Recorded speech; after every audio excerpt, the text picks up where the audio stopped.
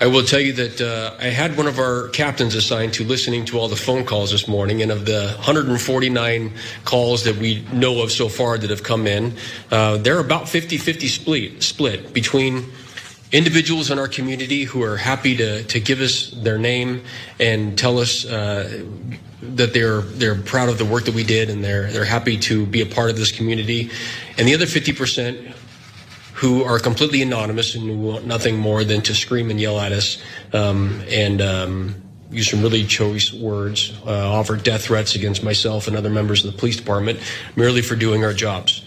Those people obviously remain anonymous and don't tell us where they're from, although we had a call as far away as Norway.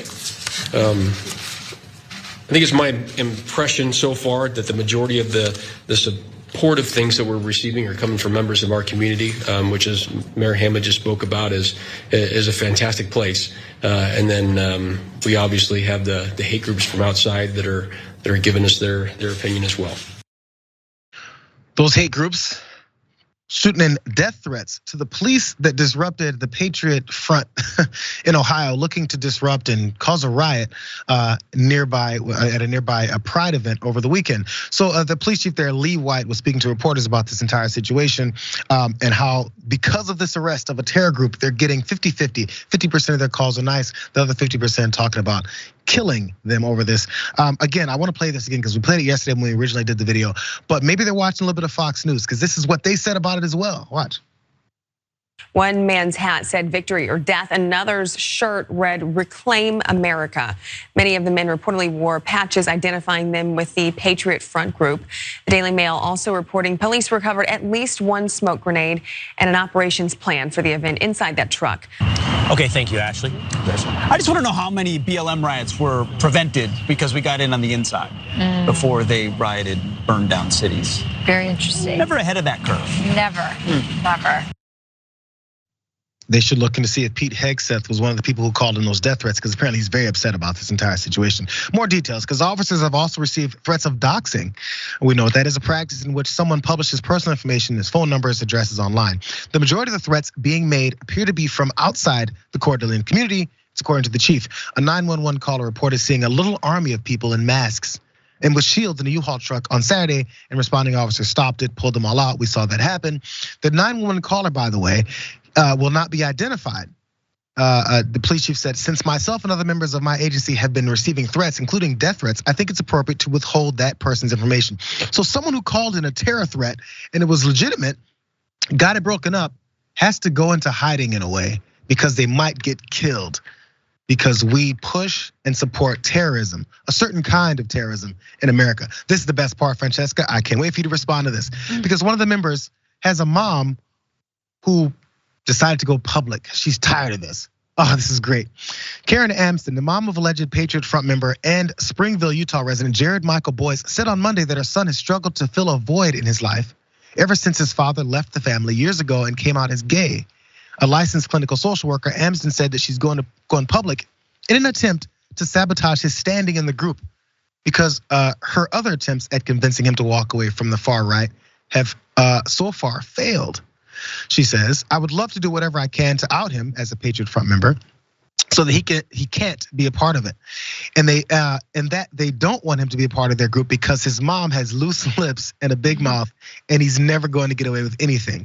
Amsden said that after her son was released from jail, he told her he'd continue to stand with the group, so she delivered an ultimatum. This is great. I told him, well, then you can't live here. You can choose between Patriot Front and your family. And he's like, well, I can't quit Patriot Front. And I'm like, well, then you've just chosen. So pack up your stuff and get out of my house. This guy's 27 years old, by the way, you guys. Amsden had warned her son after previous Patriot Front trips that he'd get into trouble if he continued associating with the group. He's so misguided and bought into all their rhetoric. It just makes me sick. And she added that she hopes that his arrest is a wake-up call for him to quit. This is not who I raised. This is not the example that I was setting for him. Amsden said that since his teenage years, her son was, quote, looking for some kind of connection and brotherhood. Jesus. How much they talk about betas and people in their basements and tweeting things out and doing podcasts. But this apparently badass Patriot Front group has a guy who's 27 years old, has a ex-wife and kids, and is living at home and just got kicked out because he can't quit the group. Dude, just get into frisbee golf, man. White men have been doing this for many, many decades, and they're not killing or harming or anybody. Just get into something. Like it's so sad to me and scary to me that so much of American political culture right now and the culture of extremism is us living in fear of an aimless, sad white dude without a purpose, right, who's like just one, snap away from killing a gay person, right? Like this is, and we have to, we can't ignore them. We have to sort of like handhold them and, like everything's okay. You can do other things except, whatever, go around in your little like white supremacist geek squad outfit over there. And like, I love this mom. Look, it's similar to enabling like a drug addict. Like, look, if you're gonna do drugs in this house, like I can't support that. Like I can't, right, actually, this can't be your safe haven to be involved in that stuff. You're gonna have to go. So I think it's good that she did this. It's good that she's outing him. I'm a little bit concerned for her safety given all this. I just want to note, I hadn't seen the Brian Kilmeade piece. Yeah. I don't recognize this country, man. Like that right there that's just fascism. That is just, they're on their way to terrorize a pride march. And you're equating them with Black Lives Matter organizers.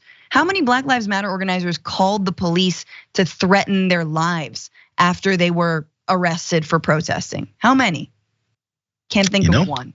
And then which major news organization then said, hey, you know what? I can't believe that they would do such a thing, breaking up, which by the way, there was tons of arrests. They keep saying there was no arrests over that whole summer of protests.